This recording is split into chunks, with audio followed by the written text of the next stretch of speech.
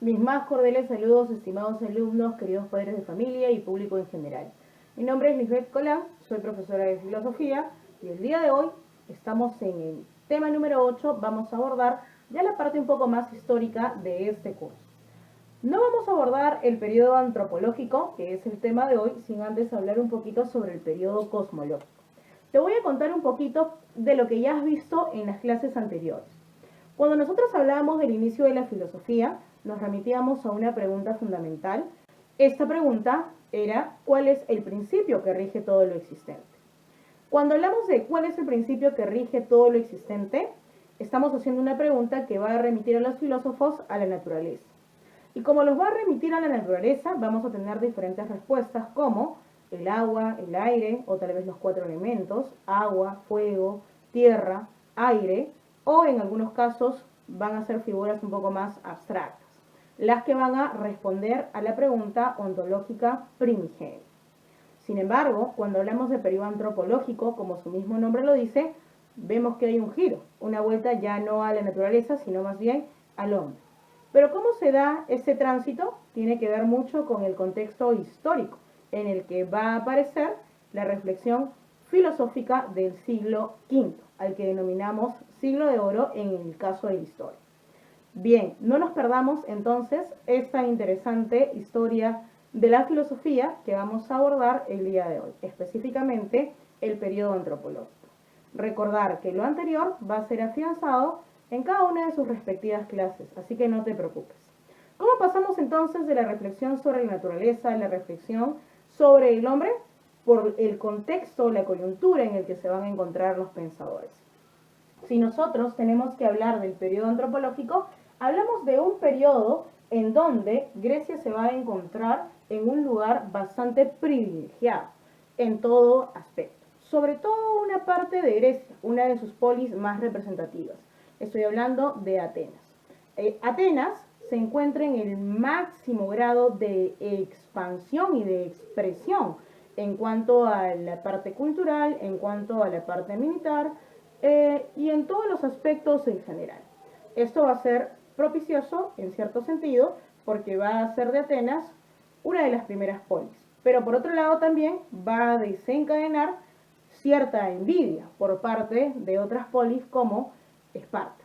La época de oro griega, o el siglo de oro también conocido como el siglo de Pericles, se va a caracterizar por esto, por el auge y por la decadencia. Auge porque los griegos se sienten bastante confiados después de haberle ganado a los medios. Pero también es un tiempo de decadencia al final del siglo V, ya que vamos a apreciar cómo es que las grandes polis van a enfrentarse y van a enfrentar a todo el mundo griego, ocasionando su derrumbe. Ahora, si queremos hallar las causas de este siglo de oro, podemos situarnos dentro de las famosas reformas democráticas propuestas por Clístenes y llevadas a la práctica por Pericles. En este siglo va a ser significativo este modelo o sistema de gobierno. Este modelo o sistema de gobierno que nos remite a dos vocablos griegos, por un lado el de demos y por otro lado el de kratos. Demos significa pueblo y kratos significa poder, por lo que se entiende a la democracia como el poder del pueblo. Pero no te vayas a confundir, porque Grecia no es una cultura, una civilización que vaya a pensar que todos los ciudadanos son iguales en el mismo sentido en que lo pensamos hoy en día. Es más, el carácter de ciudadanos solo lo tenían ciertos grupos que cumplían con ciertos requisitos. Sabemos que el sistema griego vendría a ser un sistema sobre todo esclavista. Esa democracia era una democracia además directa. No había una democracia representativa como existe hoy en día.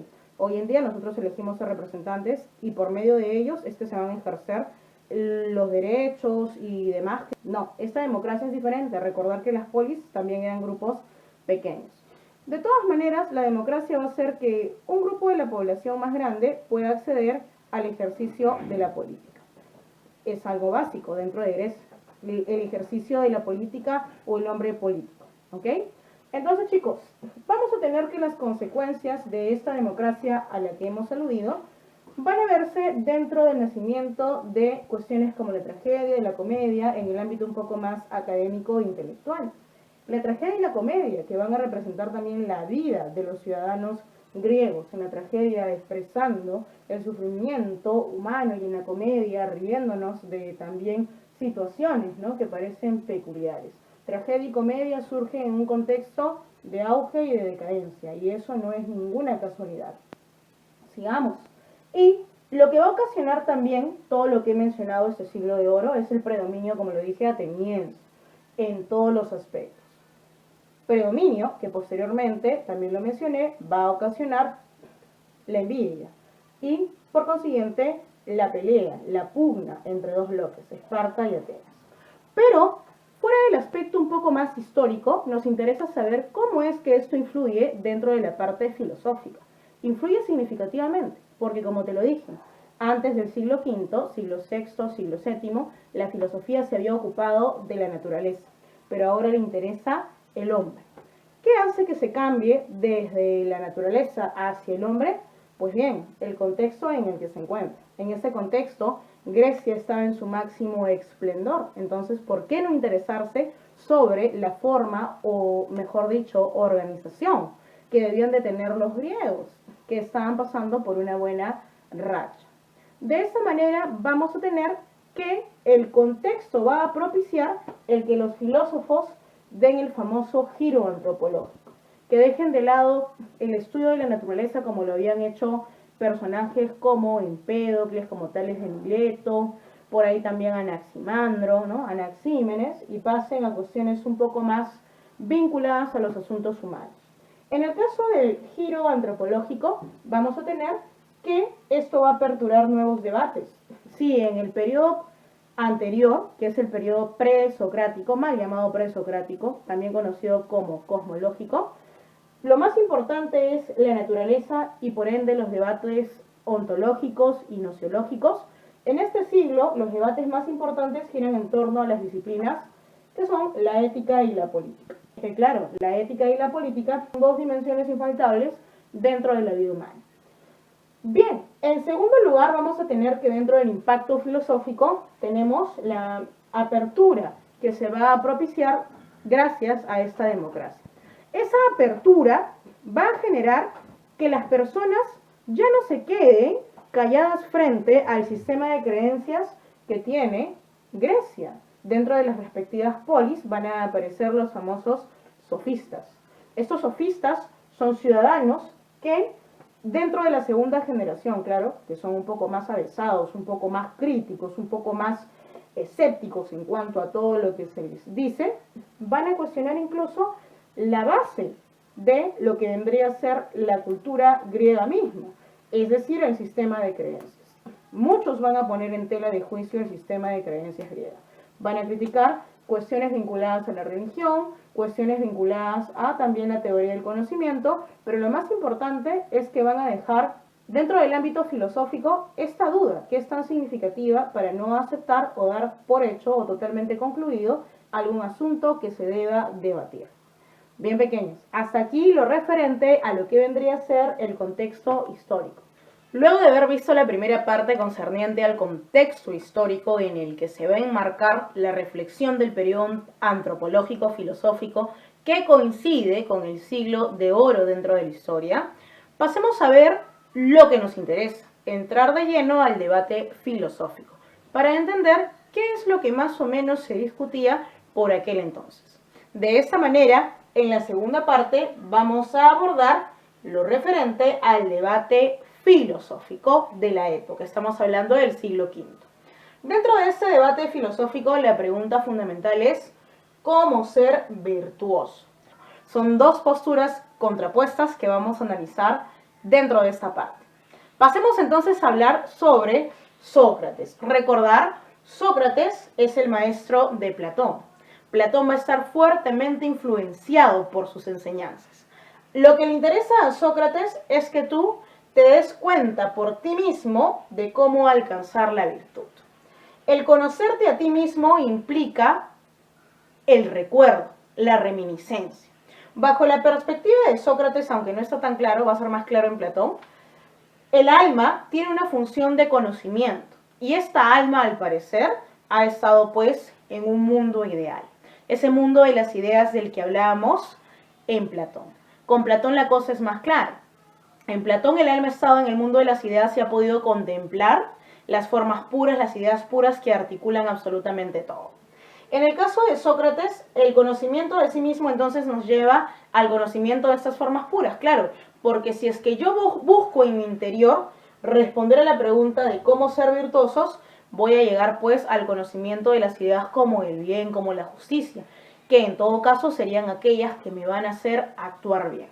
La pregunta de cómo ser virtuoso es una pregunta ética, es una pregunta que tiene que ver con la moral, porque se supone que la virtud para Sócrates tiene que ver con el buen actuar. ¿Y cómo puedo actuar bien? Bajo su perspectiva, siempre y cuando tenga el conocimiento de la idea de justicia, de la idea de bien, de todas las ideas que se asocian al plano un poco más ético, un poco más moral. ¿Ok?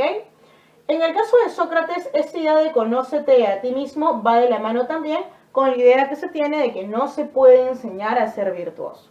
El individuo mismo debe de llegar a ese conocimiento de lo bueno, de lo justo y todo lo que implique la virtud bajo su perspectiva. Sócrates, en este caso como maestro, solo es como un partero que ayuda a alumbrar las ideas. ¿Por qué como un partero? Y esto es un símil que se suele utilizar dentro del método que va a engendrar este personaje. Porque el engendrar ideas propias o el crear ideas propias no es algo tan sencillo. El individuo, para llegar a la idea correcta, va a tener que pasar por todo un proceso bastante duro en el que tiene que dejar de lado lo ya concebido. En el caso de Sócrates, chicos, también podemos decir lo siguiente. La virtud, como lo decía, está entonces asociada al conocimiento de los valores morales. Entender aquí, por favor, que los valores morales los entiende Sócrates como valores absolutos, como valores adquiridos por el recuerdo. Y aquí hablamos de la teoría de reminiscencia que señalé, esa de cuando el alma estuvo dentro del mundo de las ideas y contempló las formas puras.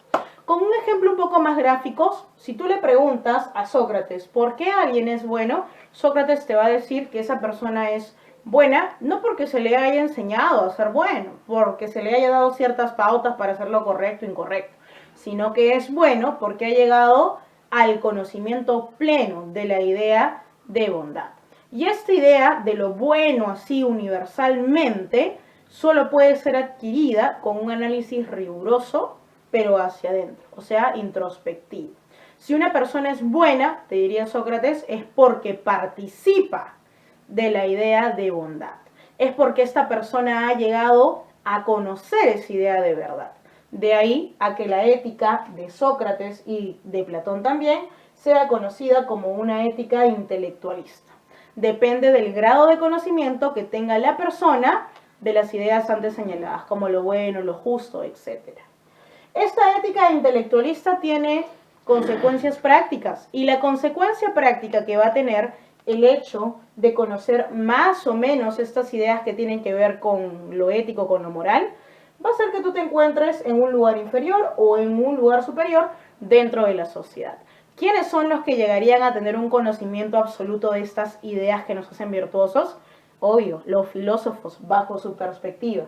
Todos los demás estarían en un escalón inferior. Para Sócrates eso es sumamente significativo y para Platón también. En Platón se ve más clara la idea, ¿no?, de cómo es que los individuos que tienen mayor conocimiento, porque han llegado a las ideas antes mencionadas, son destinados a gobernar y los que no, simplemente a ser gobernados. Sigamos y vamos a tener ahora el famoso método de Sócrates.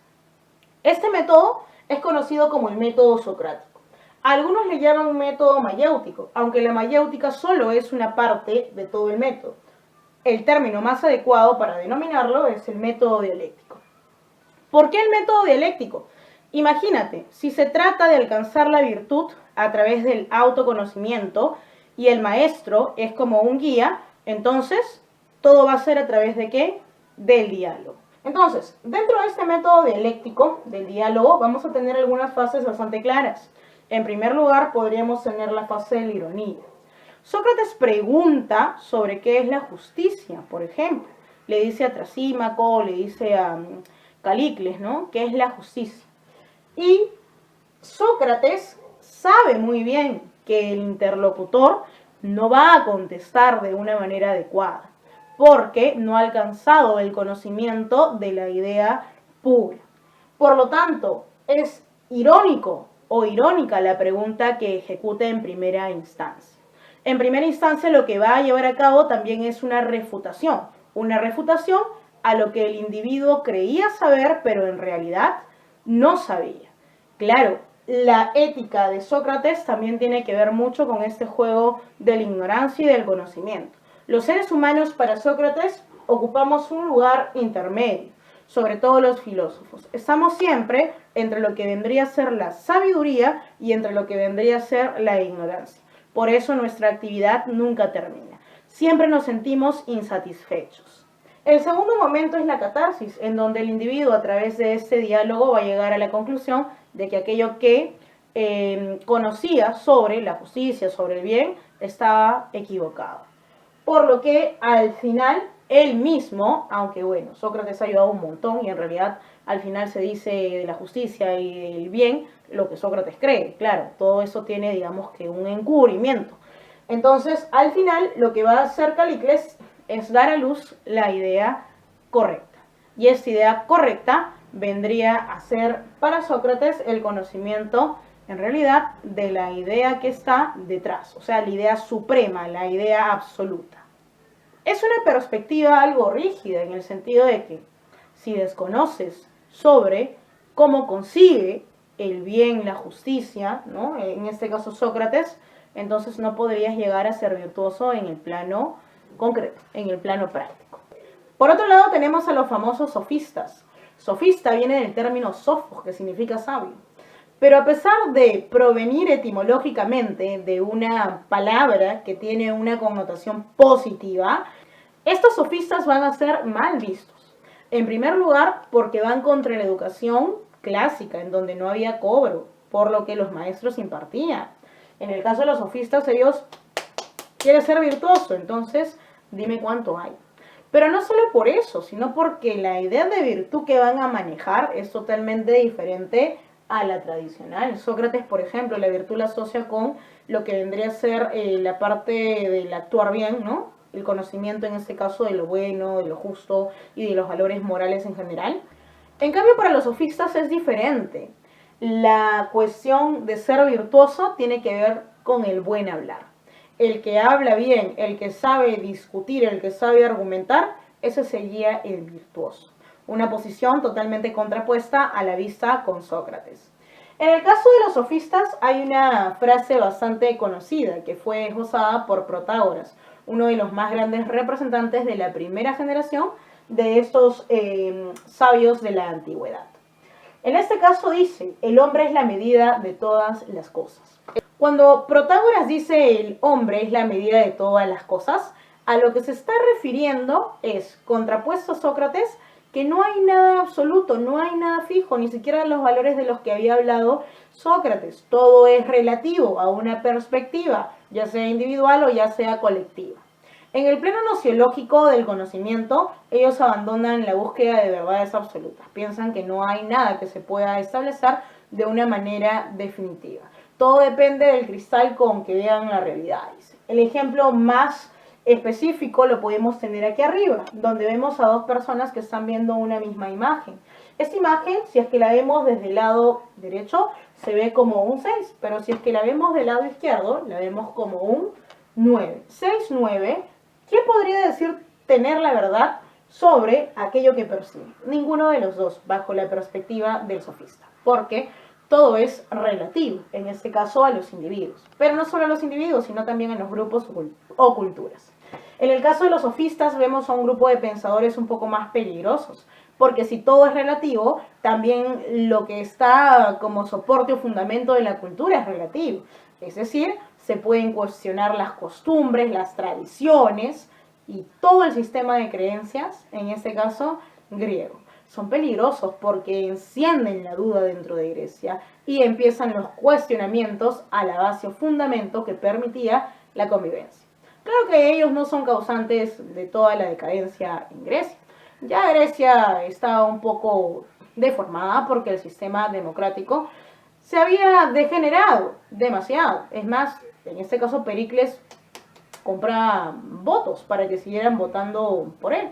Pero bien, chicos, fuera de esas cuestiones un poco más de datos históricos, que no son nada si es que no se reflexionan, sigamos entonces con lo referente a lo que vendría a ser la concepción que tienen ellos sobre la virtud. Para ellos la virtud, como lo dije, sí se puede enseñar. Y, como también lo mencioné, consiste en el buen hablar. Ser virtuoso igual a hablar bien. Esto tiene que ver con la retórica. Existen dos generaciones de sofistas, una más dura que la otra. En el caso de la primera generación tenemos como representantes a Protágoras y también a Gorgias. En el caso de Protágoras ya te dije cuál es su frase. Los de la primera generación se caracterizan por no ser tan radicales en cuanto a sus enunciados sobre la base del sistema de creencias griego. Pero eso no es tan cierto, porque, por ejemplo, Gorgias era un claro ejemplo de cómo es que el lenguaje se puede llegar al extremo, si se trata de ganar contiendas o debates o pugnas en general. Él fue quien expresó una frase bastante conocida en filosofía, bastante radical. Dijo: nada existe, o que si algo existe, no puede ser conocido. Si algo existe y puede ser conocido, no puede ser comunicado. Es decir, no hay forma de dar cuenta sobre las cosas tal y como son. Simplemente tenemos aproximaciones. Ellos se basan sobre todo dentro de lo que vendrían a ser la diferencia de percepciones. Lo que uno percibe como azul, el otro lo percibe como celeste, o como un azul un poco más bajo. Dentro de los animales sucede también lo mismo, y si dentro de los seres humanos la diferencia es significativa, dentro de los animales mucho más todavía. Por lo tanto, no hay verdades absolutas dentro del plano del conocimiento. Pero en el plano práctico ellos no se hacen problemas, ¿ah? O sea, no es que siempre quieran ganar, ¿no? Y por ello no llegan a un consenso. No, en el plano práctico, en el plano de la convivencia social, dicen, no, ahí sí nos tenemos que poner de acuerdo. Y nos vamos a poner de acuerdo, no como dice Sócrates, ¿no? Primero tenemos que contemplar las ideas puras de lo bueno y lo justo para ser buenos y justos. No. Simplemente nos vamos a poner de acuerdo viendo qué es lo más conveniente en cada uno o cada una de las circunstancias. Bien, entonces, estas generaciones se van a caracterizar por el grado de refutación que van a tener hacia el sistema implantado. En el caso de la primera generación, una generación un poco más condescendiente, sabe que las cuestiones vinculadas al sistema de creencias son medulares también para lo que vendría a ser la convivencia, pero la segunda no respeta nada, son sumamente tajantes en cuanto a la crítica. Pasemos entonces a hablar sobre las características de los sofistas en general. Número 1, podemos decir que el relativismo epistemológico y también social. Este relativismo se puede expresar en no creer en absolutamente nada, en el plano del conocimiento. Y en el plano un poco más práctico, intentar llegar a acuerdos. No hay nada fijo, ¿ah? Ojo, todas las culturas están en igualdad de condiciones. No es que la cultura griega tenga los valores últimos. Un sofista pensaría de esa manera. Es simplemente una forma en la que los individuos han llegado a consensos y a instaurar un determinado modelo o sistema social en este caso. Pasemos entonces ahora a ver otra característica que vendría a ser el sensualismo. Bajo la perspectiva del sofista, el conocimiento depende de los sentidos. Y es por los sentidos también que no podemos llegar a acuerdos entre nosotros mismos, porque percibimos cosas diferentes en muchos de los casos. Y por último tenemos el pragmatismo. Y el pragmatismo tiene que ver con la cuestión un poco más social. El pragmatismo tiene que ver con, sobre todo, el llegar a acuerdos con los otros individuos para poder llegar a una convivencia. ¿Cómo logramos esta convivencia? Te dice el sofista, ok, en el plano teórico no hay verdad absoluta, no hay nada fijo, pero en el plano social tenemos que ver sobre todo la utilidad de los asuntos. ¿Qué asunto debemos de tratar en ese momento, qué asunto no? Y dentro de ese asunto, ¿qué elección es la más conveniente, la más útil? Ese es el criterio único por el cual se puede llegar a establecer una convivencia con todas las demás personas dentro de una comunidad. No hay nada fijo para los sofistas. Los sofistas instauran una duda, una crítica que hace que las siguientes generaciones no tomen todo por sentado, todo absolutamente ya acabado, todo dado. Esta duda va a instaurar luego diferentes tradiciones discursivas que iremos viendo a lo largo del curso. Hasta aquí entonces, haciendo un breve recuento, Por un lado teníamos a Sócrates y por otro lado teníamos a los sofistas. Ambos están dentro de un contexto específico, que es el surgimiento de la democracia, que permite que más participen. Es una democracia especial, como lo dijimos, pero lo más significativo es que la pregunta gira en torno a lo que vendría a ser cómo ser virtuosos. Bajo la perspectiva de Sócrates, la virtud tiene que ver con el actuar bien. Y el actuar bien tiene que ver con el grado de conocimiento que yo tenga sobre la idea del bien, sobre la idea de la justicia. El maestro no me enseña a ser virtuoso, yo mismo tengo que llegar a ser virtuoso. ¿Cómo? Conociéndome a mí mismo. Llego al conocimiento de mí mismo si es que se me aplica el método dialéctico, en donde la mayéutica es lo fundamental porque es el arte de engendrar ideas. ¿Ok?